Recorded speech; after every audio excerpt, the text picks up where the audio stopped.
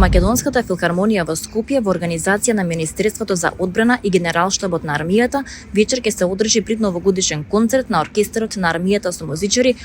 од оркестрите на вооружените сили на Франција, Унгарија, Италија и САД. Како што информираат од Министерството, на концертот кој оваа година се изведува под мотото "Заедно посилни во хармонија на звуците", ќе се изведе репертоар од различни numeri од познати светски автори, како Џорџ Бизе, Јоханес Брамс, Џорџ Гершвин и Џоакино Росини, како и повеќе numeri од познати композитори од земјите на оркестрите. На предновогодишниот концерт ќе присуствуваат председателката и врховен командант Гордана Силјановска-Давкова, министерот за одбрана Владо Мисајловски, началникот на Генералштабот на армијата генерал мајор Сашко